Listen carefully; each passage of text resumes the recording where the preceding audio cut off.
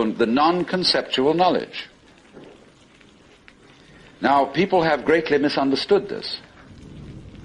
They have imagined that unknowing the state of the highest contemplation was the acquisition of a blank mind,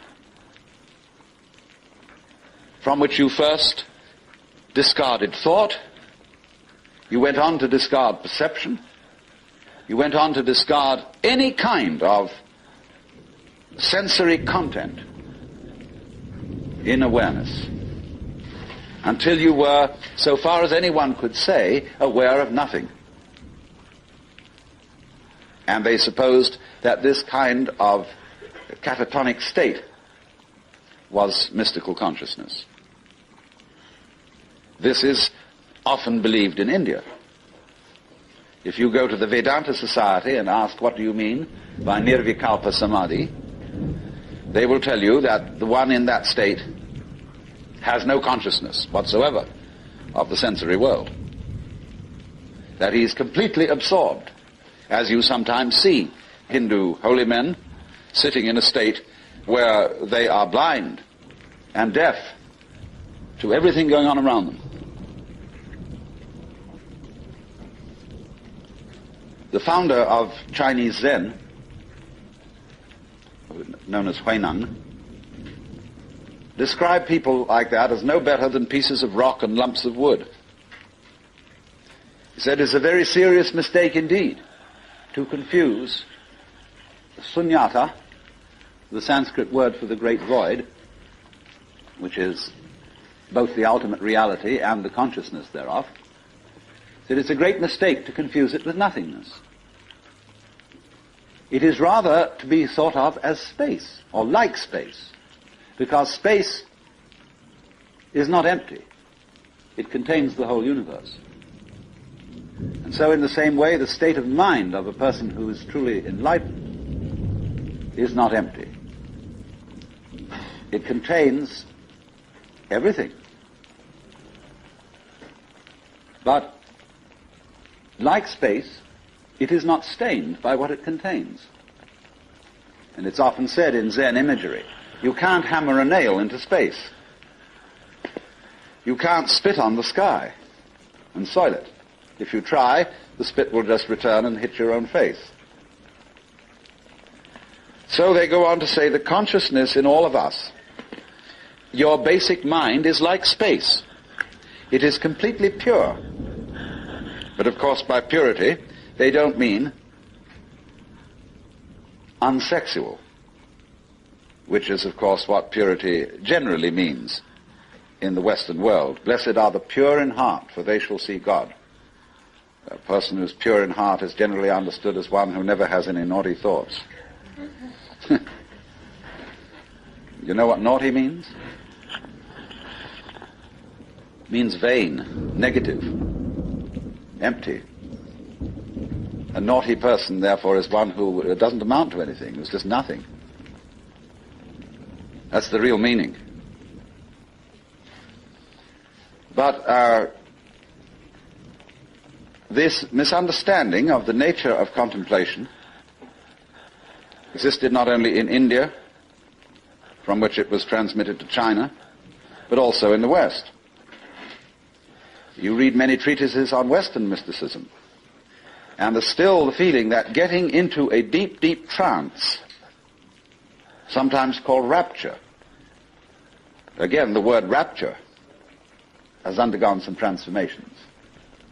We talk about rapture as people being beside themselves with pleasure. But to be rapt means to be taken away from the body. So also ecstasy, we now interpret as meaning in a state of high pleasure. But it means to be outside yourself, to stand outside yourself. Your soul has left you, it is with God. As Arabs say of all crazy people, be kind to them. They're not here, their soul is with God. But actually, if it can be true, as Buddhists say, that nirvana and samsara are one, and if it can be true, as Christians say, that the spirit can be made flesh, the Word can be made flesh, then obviously the highest form of man is not sitting in a trance like a lump on a log with a perfectly blank mind. Because if that were the highest state of consciousness, it would be an exclusive state of mind, a state of mind that shuts out life. And in that sense it could not qualify for being what the Hindus call non-dualistic. They always speak of the highest reality as being not one, because one excludes many. Not nothing, because nothing excludes something. Not being, because being excludes non-being, and vice versa. And so they use this word non-dual to mean that which doesn't exclude anything, which, as it were, has no outside. As we say, space has no outside. You can only have outsides inside space. You can't have any outsides outside space. There is no outside space, even though space may be curved and finite.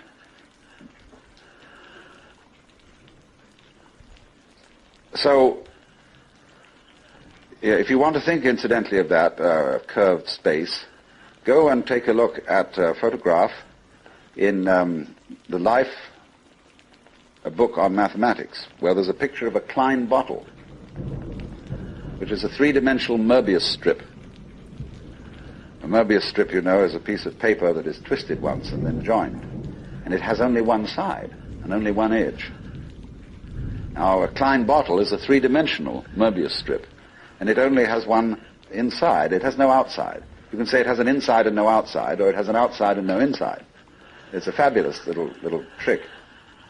But something like that would be the nature of space, as that which does indeed transcend the opposites. Not quite. No, we'd have to do one extra move on a serpent to make it into a Klein bottle. You'd have to tuck its head through the side of its skin and make the aperture through the mouth continuous with the inside of the serpent towards the tail, you see. That's more or less what a Klein bottle is. So, what I'm getting to, I'm giving you something out of the general history of religions to show that what has been meant by the mystical state, the state of samadhi or awakening in certain traditions, is not this state of trance, but a state of consciousness in which you can perfectly well carry on your daily affairs. And of course, what is meant by a bodhisattva as the ideal type of Buddhist person is that he is not wrapped, that he is actively engaged in the life of the world, because he has gone beyond the illusion that nirvana is to be found away from everyday life. So what is then the point of meditation? Why meditate? Why do you have to crawl off into a hole, or go to a Zen monastery, or retire and be quiet, when this is only a withdrawal? Is there anything to be said for it? Well, meditation is, in that sense, as a practice, as a discipline, is a very curious problem. Because from one point of view it's a help, and from another point of view a hindrance. And I think we have to understand, first of all, that meditation exercises are medicinal rather than dietary. The same could be said of LSD. A medicine, not a diet. Something that is described in Zen as when you want to open a door, or summon someone to open the door for you, you pick up a brick and you knock on the door, but you don't carry the brick into the house. When you need a raft for crossing a stream, you cross the stream on the raft, but you leave the raft on the bank at the other side. You don't go carrying it around. But a lot of people, when they get into meditation, or they get into religion, or into any kind of exploration of this sort, turn the door into a revolving door. and keep on going round and round and round and never get through. They say what a gas it is to be in this revolving door. So I think a good definition of a parasite is the person who goes through a revolving door on someone else's push.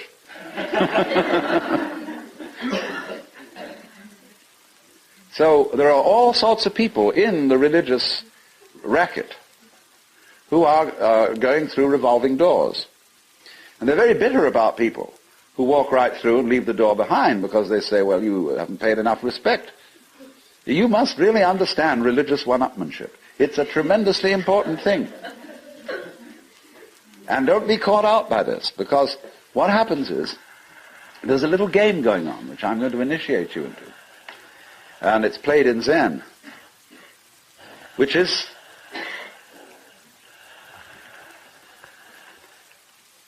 it works like this. If you go to a teacher and ask for spiritual instruction, or even if you come to a seminar like this, you are, by doing that, confusing yourself. Because you are looking for what you're asking for outside, as if someone else could give it to you, as if you didn't have it. So the teacher knows that as long as you do that, you haven't understood. But he doesn't just tell you to go away. Or he may sometimes just say, go away, I'm too busy. And in any case, I can't tell you anything. Well, people won't take that for an answer. They won't take no for an answer. And furthermore, if he just said, go away, they would just find some other teacher who would exploit them and maybe keep them as followers for years and acquire a great deal of money by so doing. But what he does is another thing. He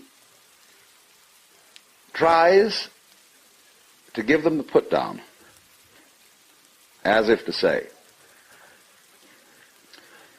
you have a great long distance to go yet.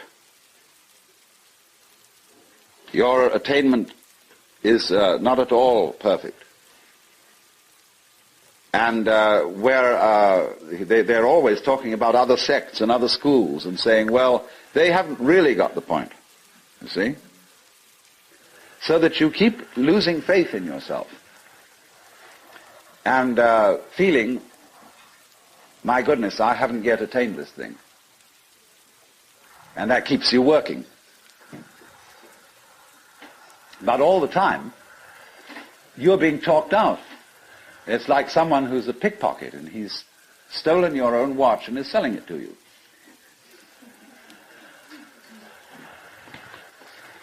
But just so long as you can be talked out of yourself, you deserve to be.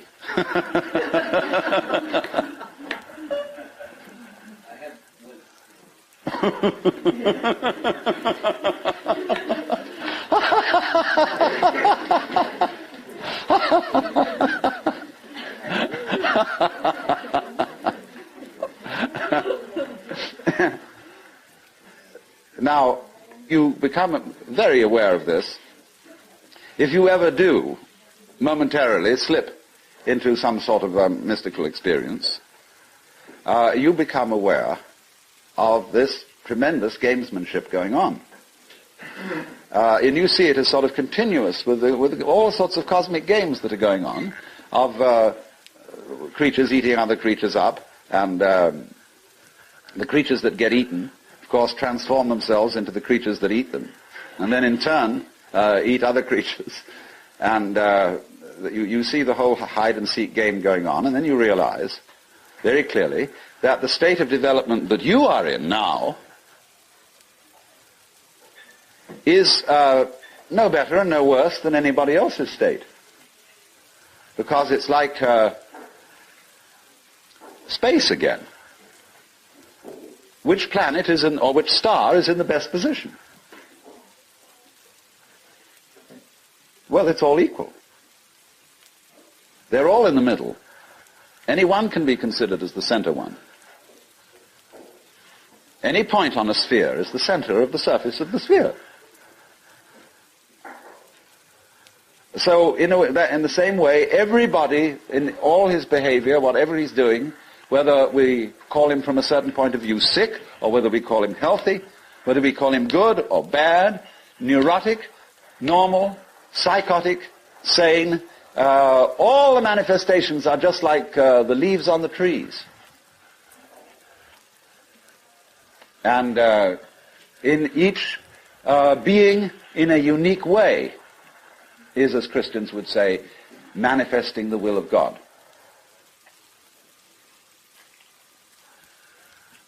So,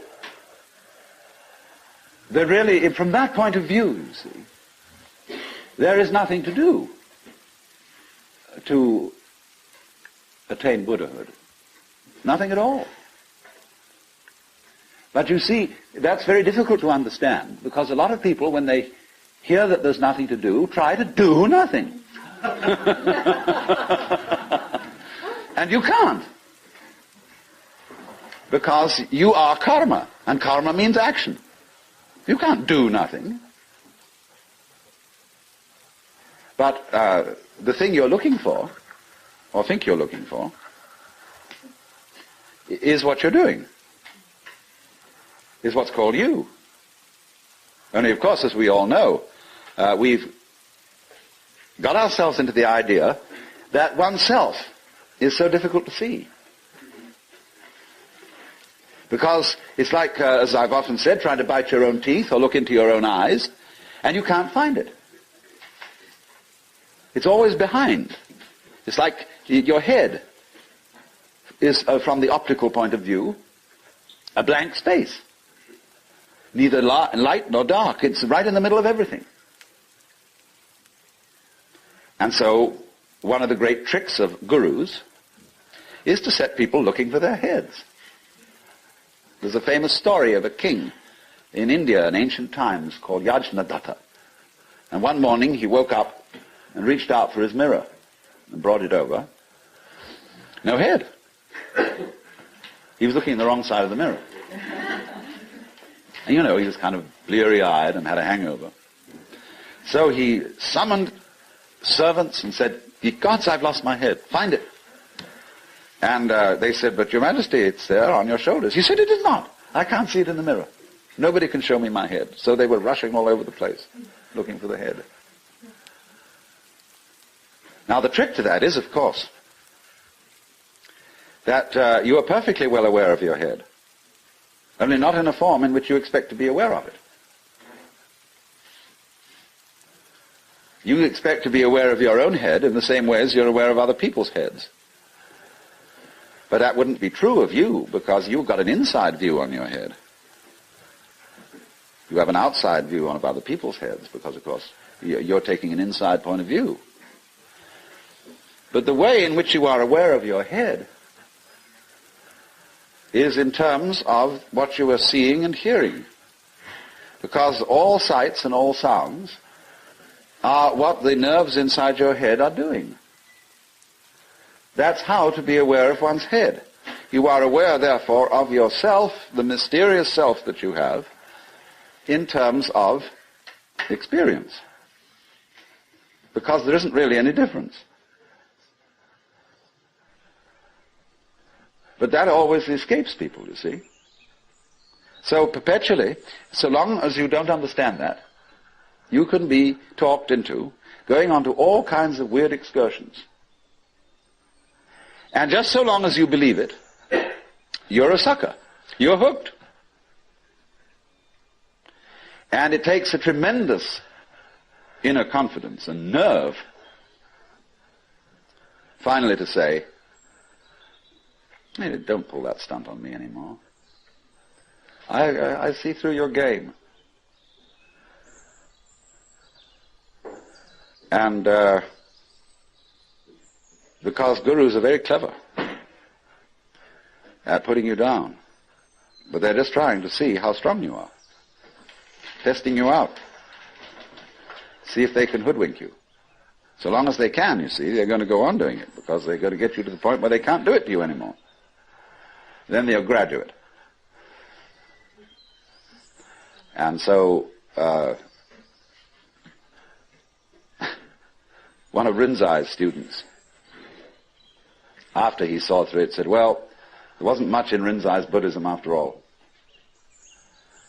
Of course there wasn't. He said boldly and straight out, my teaching is just like using an empty fist to deceive a child. You know, when you play games with a child and pretend you've got something here, and the child goes into all kinds of tizzy to get you to open your hand and show what it is, and then there's nothing. Fooled. So you can be fooled. As long as you can be fooled. When you can't be fooled, you don't ask the question anymore. Because it's all become clear. It's all become clear that there is no puzzle about this universe. What makes you think there are puzzles about this universe? Very simple reason. You're trying to explain it. And when you explain things, what do you mean by explanation? There are several meanings of explanation. There's really one basic meaning. But first of all, to be able to translate what is happening into terms of words or numbers. In other words, to describe. But a real explanation is not just a description. It's a description which enables us to control what we are describing. But didn't we see in the last session that to control the world is not really what we want to do?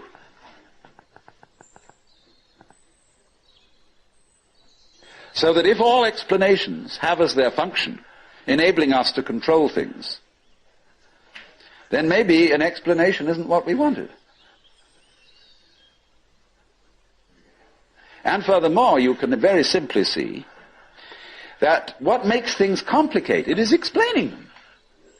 When somebody explains to you how a flower works, and he's a great botanist, and analyzes all the innards of a flower, and shows the channels, the fibers, the processes of reproduction, and so on that go on in it, everybody stands fascinated. Said, how complicated that is. How clever God must have been to create that flower, to have all that complexity going. It isn't complicated at all. It's only complicated when you start thinking about it. Because the vehicle of words is a very clumsy one. And when you try to talk about the processes of nature, what is complicated is not the processes of nature, but trying to put them into words. That's as complicated as trying to drink up the ocean with a fork. It takes forever. And so this intense complexity that we see in everything is created by our attempt to analyze it all. And so what we do is, you see, when we analyze, we use our eyes and ears as scalpels. And we dissect everything. And we have to put a label on every piece we chop off. And so we scalpelize, and we get it right down to atoms, getting finer and finer, and we suddenly thought, well, we've got to the end of it, because the word atom means what is not cuttable. Atomos. But then we found we could cut the atom.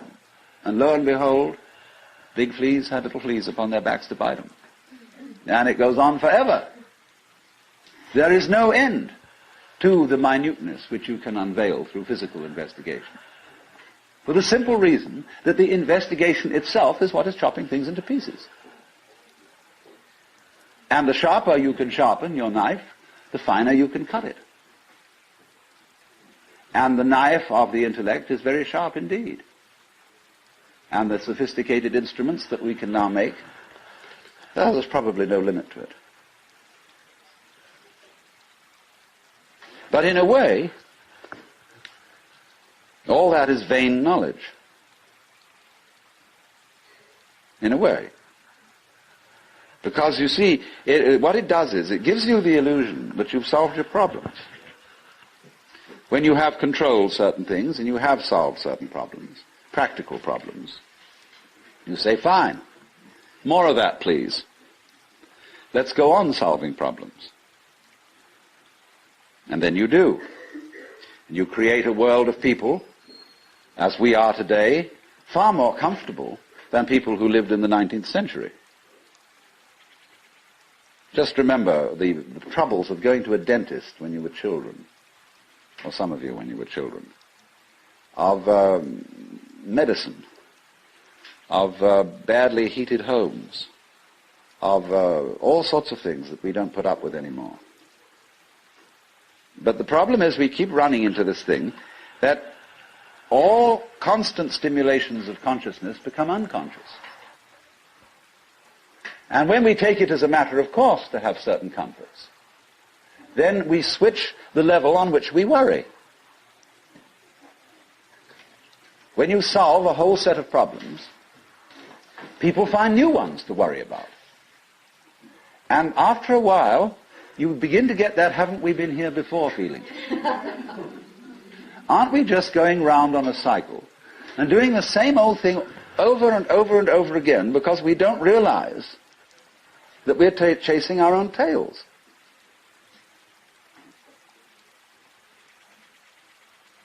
By an eternally recurrent process of not knowing who you are. That is the hide and seek. That is the nature of what the Hindus call the Manvantara and the Pralaya, the period of the Manvantara in which the worlds are manifested, and the period of the Pralaya in which the worlds are withdrawn from manifestation. In and out, in and out. Evermore came out by the same door as in I went.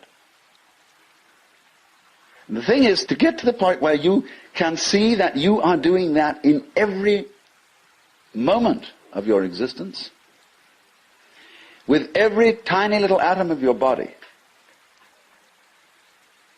You now, at this minute, you see, are the whole system of inning and outing. In other words, you often think perhaps, maybe a long, long time ahead, I shall reach the point where I wake up from manifestation and overcome the world illusion and discover that I am the supreme reality behind all this diversification. My friends, there is no diversification.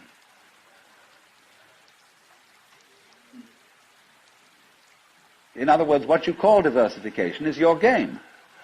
In the same way as you chop the thing and then you say it is made of pieces. Because you forget that you cut it. And so when you see the world as complicated and that there are life problems and that you might one day succeed.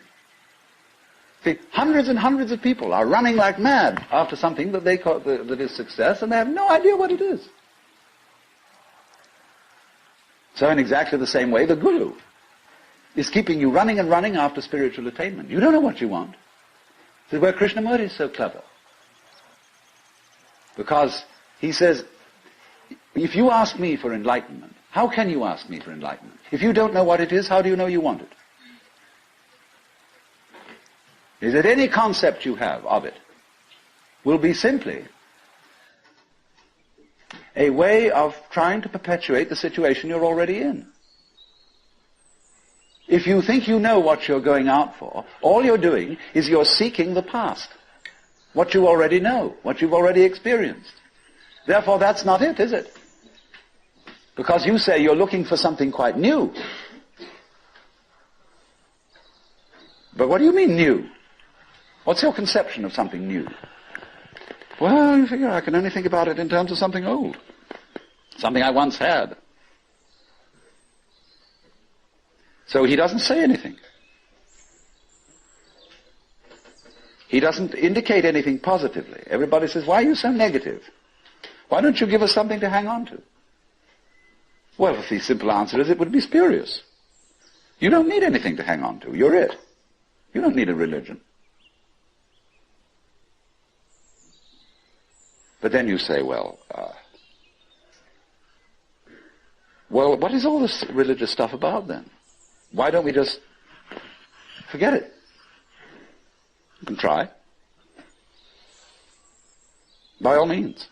Just go away. Don't go to gurus. Don't go to church. Don't enter philosophical discussions. Forget it. But then you'll realize that by having consented to forget it, You're still seeking.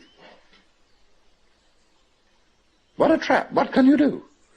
You see? If you stay here and listen to me or to anyone else who comes around here, you're fooling yourself. But if you go away, you're fooling yourself too. Because you still think that's going to improve your situation. It won't. And therefore, when you discover that it doesn't, you'll think, well, maybe it was a mistake to go away, and you come back to the Guru. And he looks at you and says, you are very undisciplined, very inferior student. And you need to apply yourself. Well, as I explained what he's doing. But it comes down in a way to a sort of contest with the Guru. You see? Well, will you call his bluff? You're afraid to. Because you might discover that if you do call his bluff, he's no better than you are. Well, that's what you're supposed to find out. But without being cynical about it. He's as divine as you are. But you've got to call the bluff. There's going to be a showdown. And it's a double bind. The whole situation's a double bind. Because it doesn't do any good to stay here, and it doesn't do you any good to go away. Either to do something about it or to do nothing about it. Now then, there's something else. When you understand that, and when you realize that there's nothing to realize, because it's all here, then what are you going to do? Well, of course, this is the sense of the Zen poem. Supernatural activity and marvelous power, drawing water, carrying fuel. You know?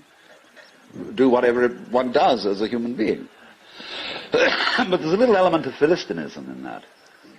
It's like when a child is pestering father or mother with all sorts of questions. They finally get down to the deepest metaphysical problems. They say, oh, shut up and eat your donut. And I wouldn't say that, you see, at this point.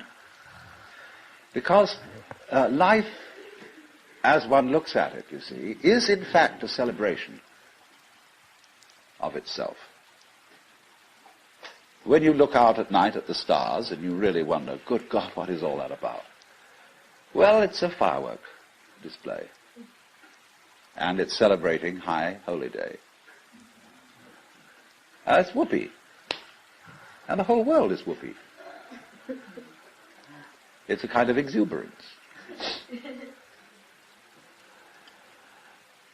So there, in religion, all religious exercises, whether they are meditative or whether they are ritualistic, are whoopee. They are not something you do in order to attain anything. They are like art forms, like dancing. They are expressive of attainment, of the attainless attainment. So here's another hang-up for you. When you go to Mr. Suzuki, who runs the Zen Center, he's a good disciple of Dogen, who brought Zen, a certain school of Zen to Japan in the 13th century. Dogen said, you can't sit and meditate unless you're already a Buddha. In which case, why meditate? Well, meditation is just the way a Buddha sits. And he called this sitting just to sit, not to attain enlightenment. Because the minute you do that, you see, you're not meditating.